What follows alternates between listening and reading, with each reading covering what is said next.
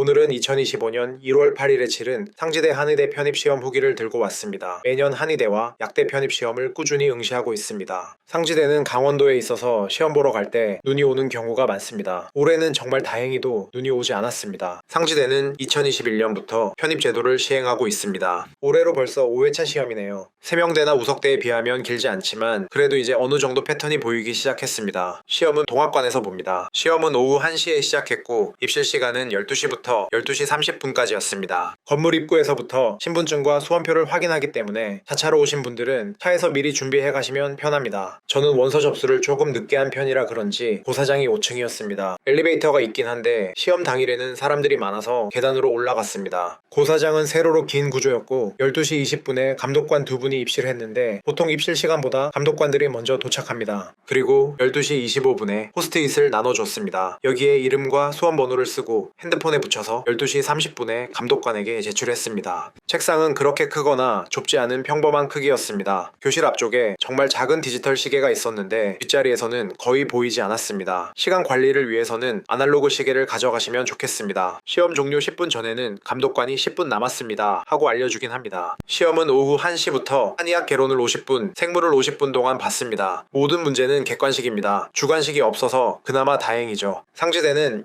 2021년부터 정말 어렵게 출제되었던 학교인데요. 올해는 꽤 쉽게 출제되었습니다. 하지만 내년에도 같은 패턴으로 이어질지는 아무도 모릅니다. 원래 어렵게 출제하는 학교이기 때문에 보수적으로 접근하는 게 맞겠죠. 시험지는 A4 용지 크기였습니다. 화학처럼 계산하는 문제가 없어서 용지 사이즈는 충분했습니다. 상지대 생물 시험은 원래 난이도가 높은 편인데 올해는 작년에 비해 훨씬 쉽게 출제되었습니다. 기본 개념을 묻는 문제들이 많았고 일부 문제는 정말 기초적인 내용이었습니다. 하지만 모든 문제가 쉬웠던 건 아닙니다. 갑자기 생소한 내용을 물어보는 문제도 있었는데요. 예를 들면 마일드 ER 스트레스는 단백질 합성을 촉진한다 와 같은 지엽적인 내용도 나왔습니다. 이런 문제 보면 어디서 본 것 같기도 하고 처음 보는 것 같기도 하고 굉장히 혼란스럽습니다. 하지만 이런 지엽적인 내용은 재출제될 확률이 높지 않으니 역시 기본에 집중하는 게 가장 중요합니다. 상지대 한의학 시험도 원래는 난이도가 높은 편인데 올해만큼은 쉽게 출제되었습니다. 영추 본장에 나오는 이런 내용처럼 아주 기본적인 내용을 물어보는 문제도 있었습니다. 여전히 일부 문제는 생소하거나 심화된 내용이 있었습니다. 예를 들면 올해는 태극침법에 대해 물어보는 내용이 출제되었는데 이건 일반적인 교재에 잘 안 나오는 내용입니다. 또 본초에서도 어려운 내용이 나왔습니다. 이런 문제가 어렵게 느껴지실 수도 있지만 상지대는 원래 더 어렵게 출제됩니다. 상지대를 대비하신다면 디테일하게 공부할 필요가 있습니다. 한의대 편입시험은 학교마다 문제 유형, 난이도, 출제 경향이 모두 다르기 때문에 본인의 강점과 성향을 정확히 파악하고 이에 맞는 학습 전략을 세우는 것이 매우 중요합니다. 만약 현재 나의 상황에서 어떤 학교가 가장 유리할지 확신이 들지 않거나 구체적인 학습 계획이 궁금하시다면 댓글에 있는 상담 신청서를 작성해 주시면 회신드리겠습니다. 무엇보다 매년 시험을 직접 응시하고 이를 바탕으로 각자의 상황에 맞게 상담을 진행합니다. 돌아갈 수도 있는 길을 미리 경험해본 사람의 시각으로 전달드리기 때문에 시간을 많이 절약할 수 있습니다. 제가 운영하는 카페에서 더 자세한 상담 후기를 보실 수 있습니다. URL은 댓글에 남겨두겠습니다. 여러분들이 편입을 준비하는 동안 최대한 순탄하게 공부할 수 있기를 늘 응원하며 저 또한 최선을 다하겠습니다. 다음 영상에서는 다른 한의대 편입시험 후기도 준비해서 오겠습니다.